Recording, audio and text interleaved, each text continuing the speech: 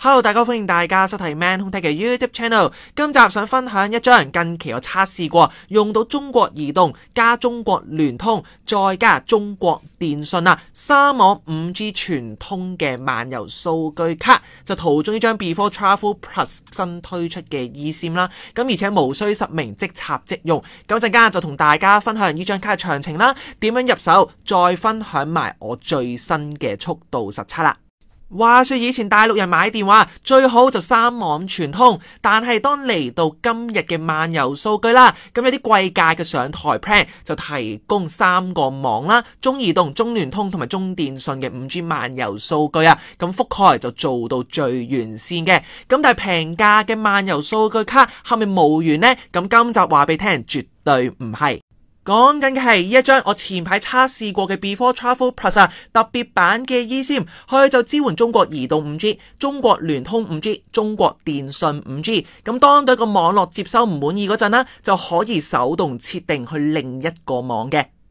而且支援澳門漫遊數據，去到澳門就接收中國電信澳門嘅 5G 網絡，所以就用唔到 CTM。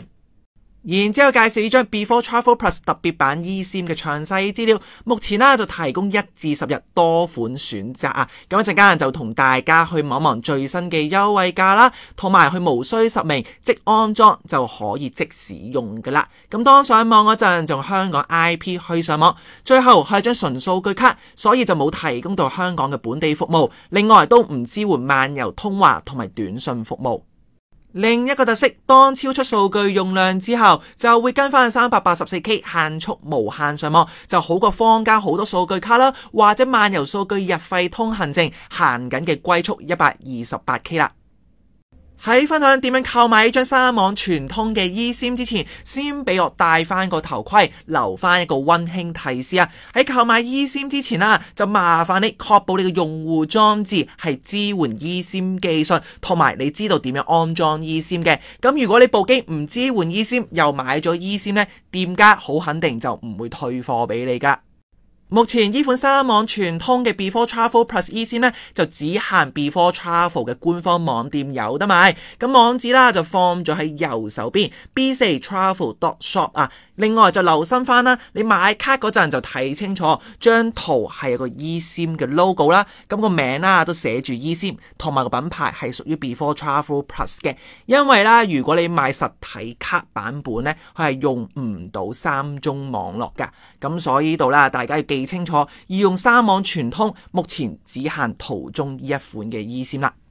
跟住交代所有卡種詳情，咁大家見到目前就有8款選擇，涵蓋1日去到10日嘅，咁數據用量就1日1GB去到10日10GB，換言之除翻開最高係可以做到平均每日1GB嘅，但係就留心翻3日卡呢，佢數據用量只得2GB啦，另外5日卡就只得4GB咁除翻開就平均每日唔夠1GB嘅，咁希望店方嚟緊都可以將呢2張卡變翻做平均每日1GB啦，而去到右手邊就目前網店嘅最新優惠價，但係講到明優惠價啦，咁價錢隨時可升可跌，咁一切都以翻店方最新嘅資訊為準嘅。咁以目前價錢去計啦，一日卡1GB數據用量就賣緊15蚊嘅，咁而去到最貴啦就10日卡10GB數據用量就賣緊78蚊，換言之除翻開平均每日7.8，又或者平均每GB成本7.8啦。咁有需要朋友就 hold 住度慢慢睇，慢慢研究翻。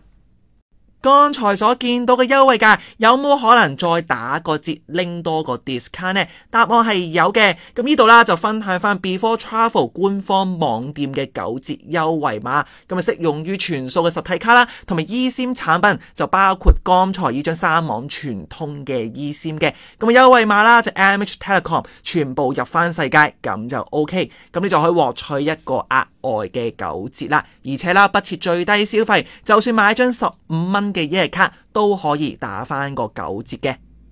好啦，下一個環節我就會分享翻我最近所做嘅實測啦，就喺港珠澳大橋上面用呢張 Before Travel Plus 嘅 eSIM 成功接收晒中國移動、中國聯通同埋中國電信 5G 網絡，我會做埋測速俾大家做參考嘅。咁但係分享數據之前都要講翻嘅，今次測試嘅 eSIM 就係由 Before Travel 提供嘅。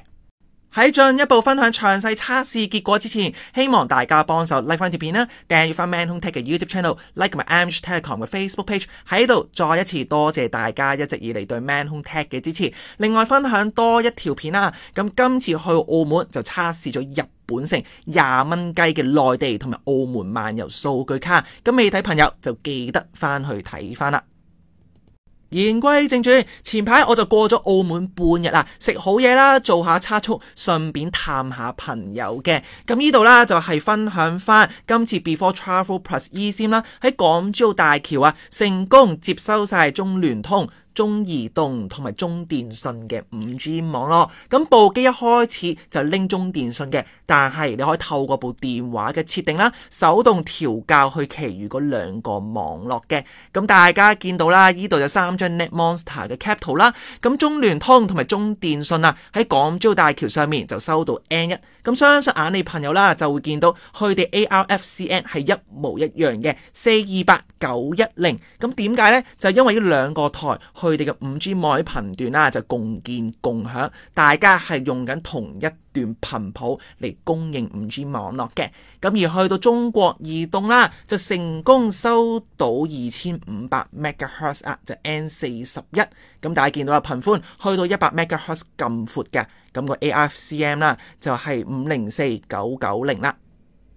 確實咗成功收到3個台嘅 5G 信號之後，係時候睇一睇啊喺港珠澳大橋上面嘅測速結果。咁一共啦就測咗8次嘅，咁來嗰陣啦就測咗第一 round 啦，然之後回程就測咗第二 round，咁加埋就有8次嘅。咁大家見到啦，中國移動3次全部都係收緊 N41嘅 5G 頻段啦。咁最高嘅下載就去到137 Mbps，而上載啦就41.8 Mbps，而中間就2次收到啊中國聯通嘅 N1 5G 頻段，咁最快下載啦就110 Mbps 啦，而最快嘅上載就71.4 Mbps，成為今次最快嘅上載結果。咁下面啦就3次中國電信嘅，咁啊最快一次下載114啦，而最快上載就51.6 Mbps 啦。咁呢度啦就放翻大家嘅 reference， 但係都要加翻個補充嘅。咁港珠澳大橋上面啦，就喺一個海上面，咁部車高速行駛緊嘅，咁所以所得嘅結果啦，就未必反映你平時去大陸玩喺啲城市入面嘅情況嘅。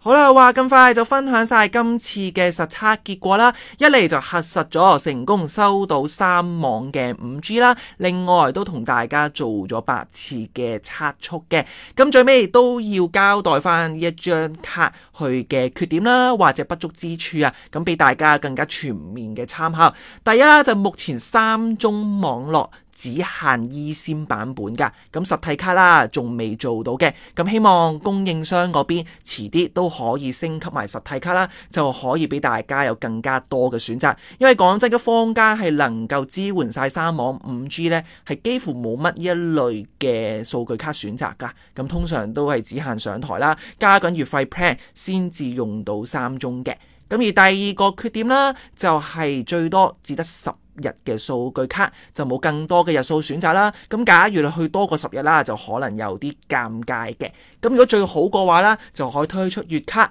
甚至係年卡。咁你要幻想一下，有一張用到晒移動、聯通、電信嘅 5G 年卡呢，就算價錢比平時坊間其他卡貴少少啦，我都覺得係有一定嘅競爭力同埋存在價值嘅。今集節目嚟到尾聲，非常之多謝大家收睇。唔知道大家點樣睇呢一張啦，用到3網 5G 嘅數據卡呢，都好，喺下面留言啦，同大家分享翻你嘅意見。咁最後今集就唔做總結啦，因為要講嘅嘢呢，其實都講到七七八八，最尾反而想藉住個機會分享一樣嘢。咁相信有啲朋友啦之前都聽過嘅，咁而家就用我喺度詳細交代翻啦。咁就我哋嘅 Ananda 網店推薦買佣金捐款計劃啊。咁話說喺超過1年之前啦，就同 Ananda 網店合作，就推出推薦碼啦，之後就加入咗另一間賣 SIM 卡嘅 eShop 嘅。咁當大家用我哋嘅推薦碼，就可以獲取折扣，咁就可以幫大家慳到錢啦。但係與此同時啦，其實每一次嘅交易呢，我哋都可以拎到佣金嘅。咁而我哋所有嘅佣金啦，都會用嚟做慈善捐款嘅。咁大家就會見到啦。咁去到目前為止啦，一共捐出咗港幣3213個一啦，就分咗3次嘅捐款嘅。咁第一次啦就係213個一咧去咗惜食堂啦。咁而第二次就係保良局。咁麻煩大家望望右手邊張圖啦，就兒童助養計劃啊，咁就係捐咗1500蚊啦，就助養1名小朋友嘅。咁而最近啦就捐咗第2次嘅保良局，咁啊助養多個小朋友啦，就1500蚊。咁所以3次加埋就3213個一。咁另外啦，其實係有錢剩嘅。咁最新結餘就係港幣915個9毫2。咁嚟緊啦，我哋就會再討論啦，物色下一間合適嘅慈善機構嘅。咁有最新嘅公佈啊更新呢，就會再喺我哋嘅 YouTube Community 啦，同埋 Facebook Page 嗰度公佈噶啦。咁其實呢個網站呢個網頁啦，都一直 keep track 住嘅。咁大家有興趣啦，都可以去望望我哋最新嘅動向啦。